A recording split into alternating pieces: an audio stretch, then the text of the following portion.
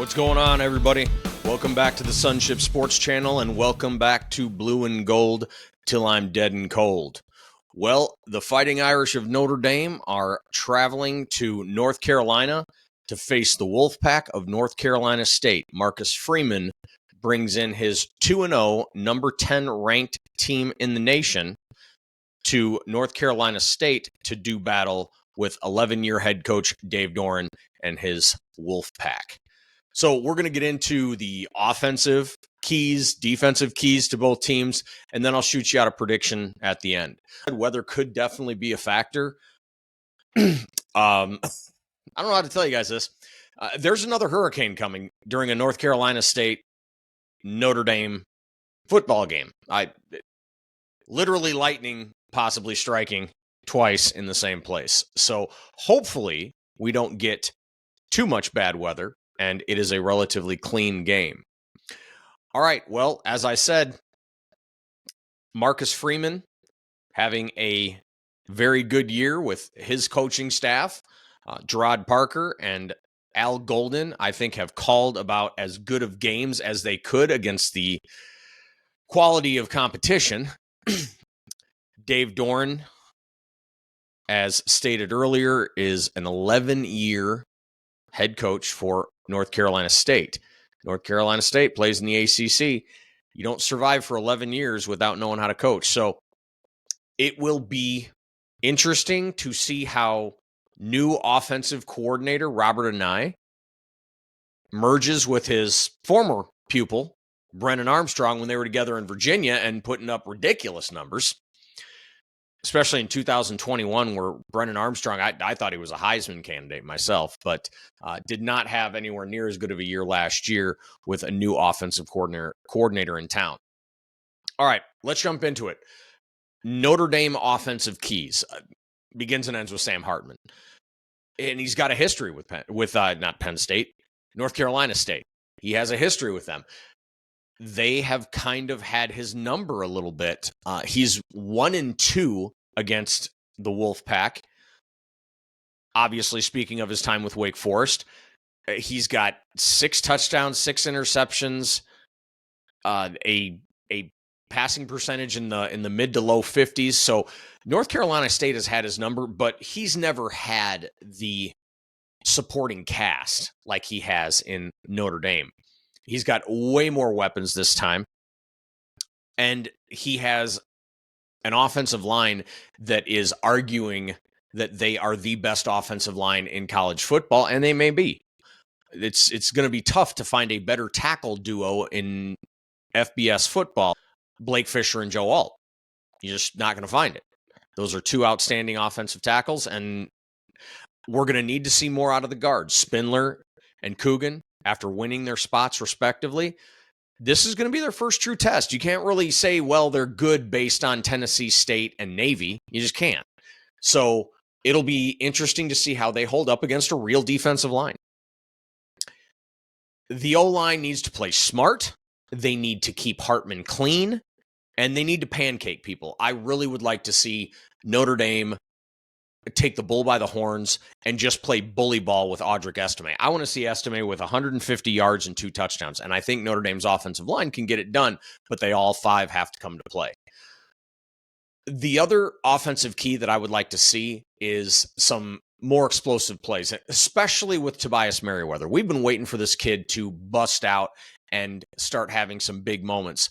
Let's get him involved with big plays. He's a nuclear option for us when it comes to deep threat. We just have to make sure that we're drawing up plays and getting him involved, get this kid's confidence up, because he definitely has a ton of potential. Let's just see it portrayed out there. All right, let's look at some of the offensive keys for NC State. They've only lost once at home in the last 3 years. They've got a pretty rowdy crowd, and they are going to definitely get behind their team. The adrenaline only lasts for a quarter or so, and then the skill and the talent and the discipline has to take over. I think Robert Anae and Brennan Armstrong reuniting from their Virginia days, now here in NC State. I think it's kind of a fun story to watch because the last time Brennan Armstrong had Robert Anae as his offensive coordinator, he put up historic numbers in Virginia.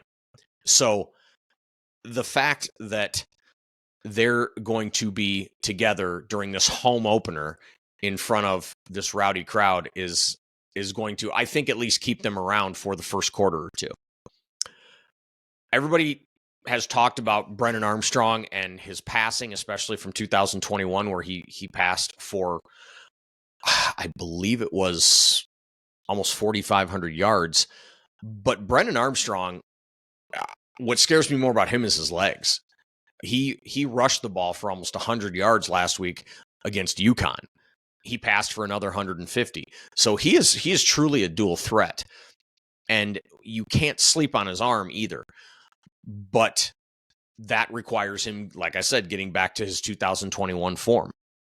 They have a pretty bad running game other than Armstrong, quite honestly. Their leading rusher or their starting running back, Jordan Houston, didn't even have a rushing touchdown last year, and he was their main back.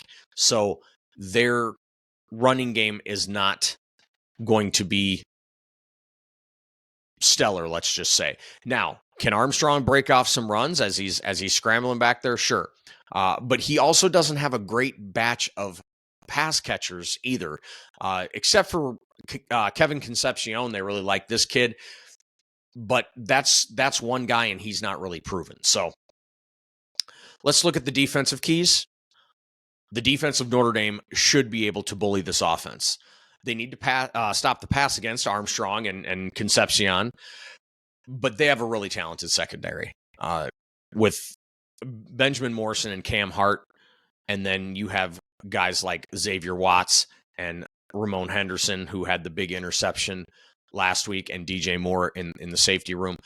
It's going to be tough to pass on that group with subpar receivers. So Notre Dame should be able to handle that. What I really look for from Notre Dame's defense this time around is the front seven needs to get after Armstrong. Al Golden has been blitzing early and often this season. He needs to keep it up against a quarterback who is actually quality. Don't let him break containment. Make him have to thread that needle to his pass catchers, and I think we're going to come up with some interceptions if our front seven gets after the offensive line of North Carolina State like I know they can. All right, let's talk about some NC State defensive keys. First and foremost, they're not afraid of Sam Hartman. They just aren't. They've got a winning record against him. They're his kryptonite. They know him well. So it'll be interesting to see how that works against Sam Hartman in a different offense, because Wake Forest runs a very specific offense and Notre Dame runs their own. So you'll have to judge for yourself if you think that this defense is going to be able to shut him down as easily at Notre Dame as they did at Wake Forest. They're usually good at stopping the run. Savion Jackson is a nice piece on the defensive line. They didn't have him last week, but he is going to be here for the Notre Dame game. And probably their best all-around defensive player is a linebacker by the name of Peyton Wilson. He just does everything for them. I mean, his leads the team in tackles, intercepts the ball, great at rushing the pass when he wants to. He's an all-around really, really nice player, and more than likely, I would say he's the best player on North Carolina State's defense. Notre Dame is going to have to account for where he's at. But if you are NC State, you want to put him in as many positions as you can to be successful in this game and get him some chances, whether it's a blitz or whether it's dropping him back in coverage. But you definitely want to use a defensive piece like Peyton Wilson. All right. All that being said, I think Notre Dame is going to win this game by 2 scores, and I think that they're going to score into the probably mid to upper 30s. A lot of that is going to be based upon the weather. If it is really, really heavy rain, I still think Notre Dame wins by 2 scores, but I think they'll probably be something closer to 28-14. So that being said, hit the like button, hit the subscribe button, leave me a comment, and Blue and Gold till I'm dead and cold followers, we will see you next time.